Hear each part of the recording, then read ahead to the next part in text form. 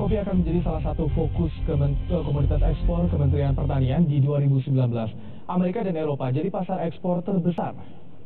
Untuk menggenjot ekspor, Kementan menyetok bibit kopi unggulan senilai 5,5 triliun rupiah dan akan dibagikan ke para petani kopi di kawasan Citarum.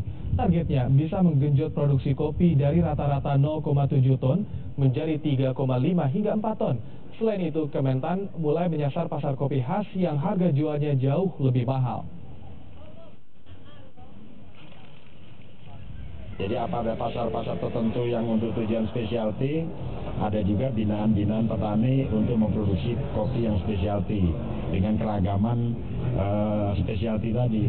Kemudian yang tujuan untuk menyaingi pasar Vietnam, kita juga pendekatannya nanti akan kita arahkan kepada productivity untuk memenuhi permintaan pasar yang butuh dengan harga murah tapi tanpa mempertimbangkan kualitas. Salah satu cara meningkatkan pasar ekspor adalah melalui ajang pameran, salah satunya di Wina Coffee Festival. Terbukti setelah pertama kali ikut, ekspor kopi Indonesia ke Austria naik 44%.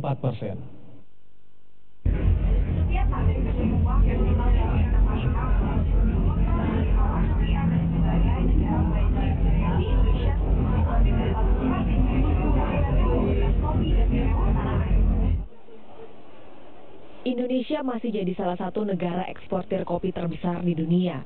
Data Asosiasi Eksportir dan Industri Kopi Indonesia menyebut produksi kopi Indonesia masih tinggi.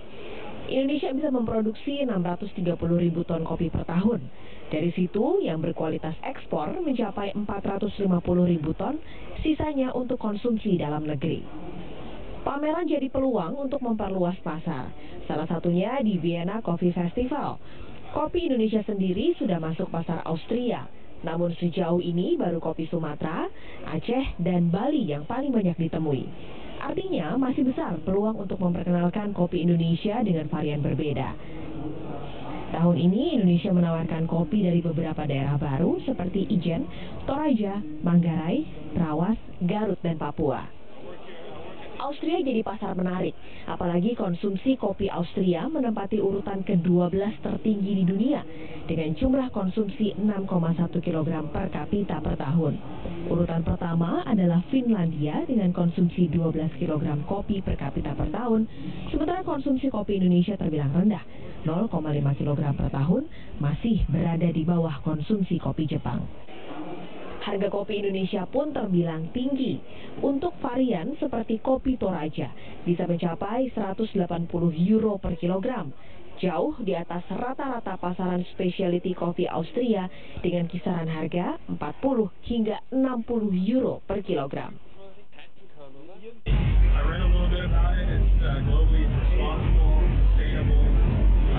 People in Europe are really looking at that. They look at what's in products. They're very against GMOs here in Europe, and so I think they're looking for products that are sustainable and environmentally friendly. Tak hanya memikat konsumen, keunggulan kopi Indonesia sudah menarik minat pengusaha asal Eropa. Pasar potensialnya besar, ini adalah kopi yang baru yang diperkenalkan di Eropa. Saya lihat potensial besar, tapi kita masih masa pemulaannya. Pemerintah Indonesia gencar mempromosikan komoditas kopi demi meningkatkan ekspor ke Austria yang melonjak 44% dari tahun 2016 ke tahun 2017 setelah keikutsertaan pertama Indonesia dalam Vienna Coffee Festival. Awis Meranani, Jurnalisme Warga, Vienna, Austria.